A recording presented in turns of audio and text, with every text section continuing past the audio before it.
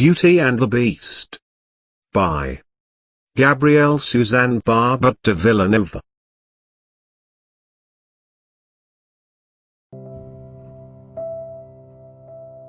Once upon a time there was a very rich man who lived with his 3 daughters.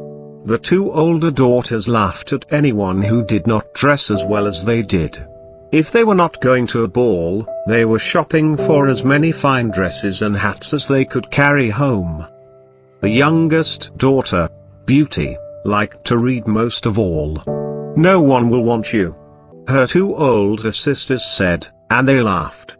"Look at your hair, you look like a servant girl." Once upon a time there was a very rich man who lived with his 3 daughters. The 2 older daughters laughed at anyone who did not dress as well as they did. If they were not going to a ball, they were shopping for as many fine dresses and hats as they could carry home. The youngest daughter, Beauty, liked to read most of all. "No one will want you," her 2 older sisters said, and they laughed. "Look at your hair, you look like a servant girl." All the father had left was a little hut deep in the woods. So that is where he and his 3 daughters had to move.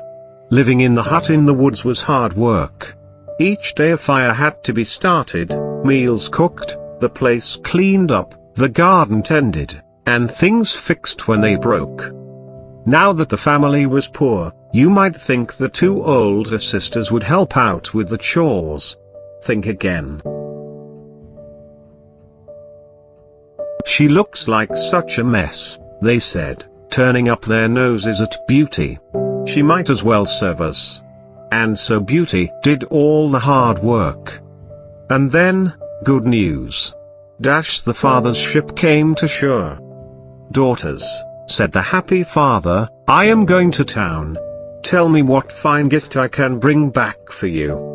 "Bring me the finest dress from the finest shop," said the eldest sister.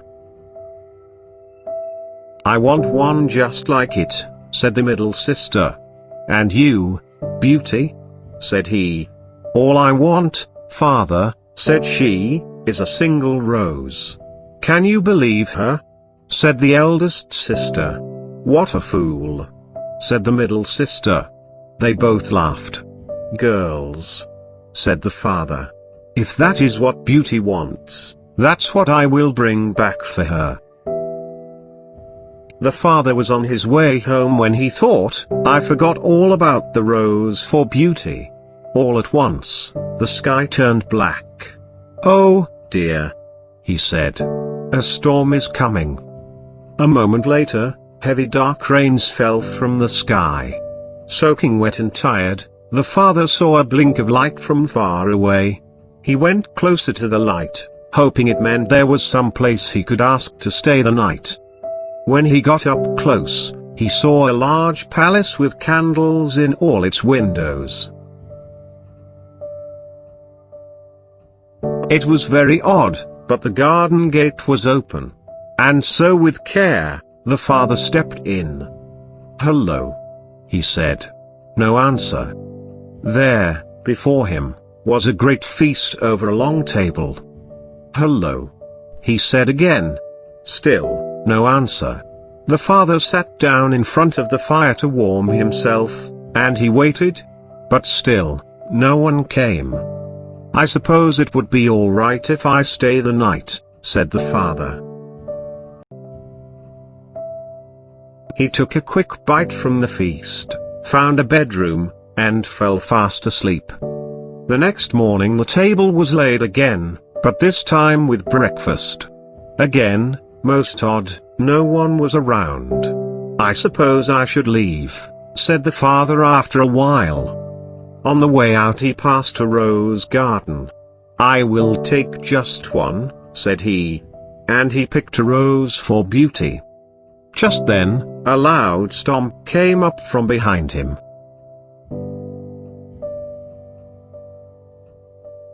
Roared a voice, "You took my rose." The father spun around. There before him was an awful, huge monster. "I "I'm sorry," he said. "I didn't know. You will pay for this." The beast yelled, "You will die." The father fell on his knees. "Please," he begged, "do not kill me. I only picked the rose for one of my daughters." "Oh, so you have daughters?" said the beast. "Well, if one of them will come and stay here in this palace, you will be free. If not, you must return yourself in 3 months, and take your punishment." When the father got home, Beauty could tell something was wrong. "What is it, father?" she said. "Oh, nothing," said he. But she knew that was not true. At last, the father told his girls what the beast had said. "This has all happened because I asked you to bring home a rose," said Beauty. "I will go there in your place. Or else, you will die." "No, I cannot allow that," said the father. "I am old and don't have much longer to live. You are young, you must not do this for me." But Beauty would not change her mind. And 2 days later, the father took Beauty to the palace where the beast lived. "So this is your daughter?" said the beast, looking at Beauty. "Yes," said she. "I will stay here. And that means my father is free to go. That is what you said." "Yes," said the beast. The days were long and there was no one for Beauty to talk to at the palace. Every night at 9, the beast would come for dinner. At first he would only grunt and she said nothing. After all, it was not easy to be a prisoner, even if it is at a palace. Then one time at dinner, he made a little joke and she smiled. Another time, he made a comment, and she looked him in the eye. After that, he would ask her about her day, and she would tell him. Not long after that, Beauty came to a part of the palace she had not seen before. Over a door was a sign, "Beauty's Room." The door was open. Inside the room were shelves of books to the ceiling, a piano, and a cabinet of fine dresses, just her size. Now there was much to talk about at dinner. One night, at the end of dinner, Beast said, "Beauty, I love you. Will you marry me?" Beauty was shocked. "Beast, you are my best friend," she said.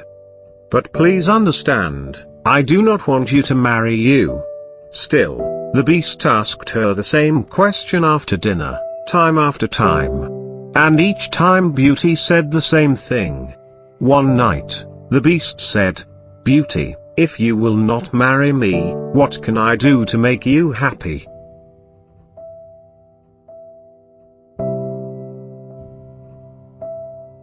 "If you must know," she said, "it would be to see my father. I miss him so much."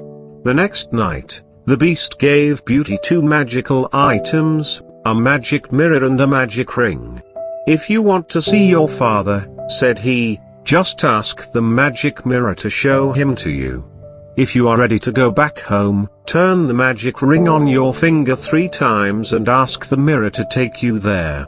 When it's time to come back here to the palace, turn the ring 3 more times and ask the mirror to come back.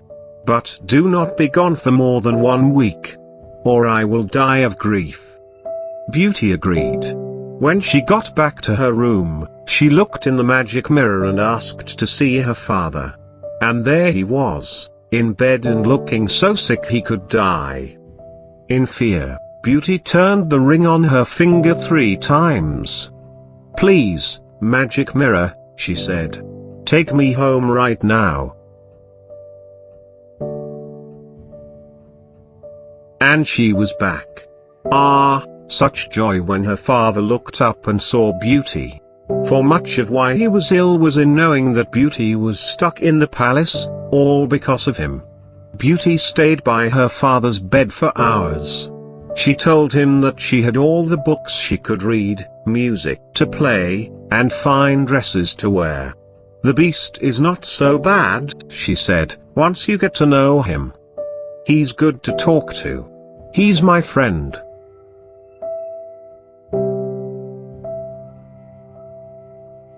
Beauty looked around. Where are my sisters? They are both married, said the father. Did they marry good men? Said she. They had a lot of money, said the father. But I do not know if your sisters are happy. For the eldest sister had married a handsome man so vain that he gave no thought to anything else, including his wife. And the middle sister had married a man with a sharp wit but who used it to hurt everyone around him, and most of all his wife. When the sisters came to the house and saw Beauty, dressed so well and talking about how kind and good the Beast was to her, they burned with rage. Beauty told them she must stay no more than 1 week. And the sisters came up with a plan. They petted Beauty and said such nice things they had never said before. When she told them she must go soon, they wept. They said she must not leave. There was still so much left they wanted to do with her. And why does just a few days matter, after all? So Beauty stayed. One night she had a dream about the Beast. In her dream, the Beast lay sick and dying. When Beauty woke up, she asked the magic mirror to show her the Beast. There he was in the mirror, lying in the rose garden, looking so sick he would die. At once, she turned the magic ring 3 times. "Take me back to the Beast," she said. In a moment she was sitting next to the poor, sick Beast, who could only gasp for air. "You have come back," said the Beast in a thick voice.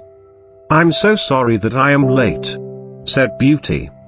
"I could not bear the idea that you may not come back to me.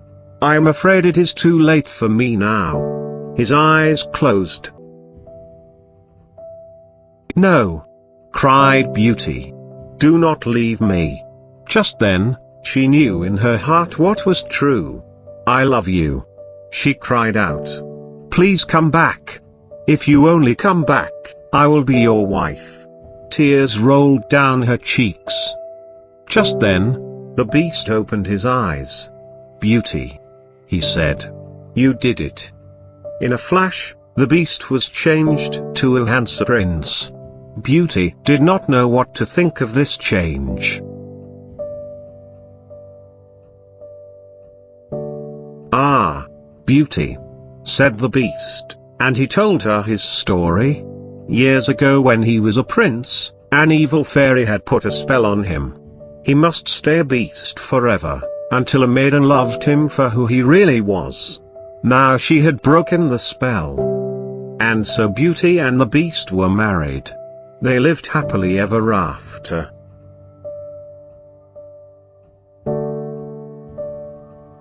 Thanks for watching. Please do subscribe for more stories. Bye bye and have a precious day.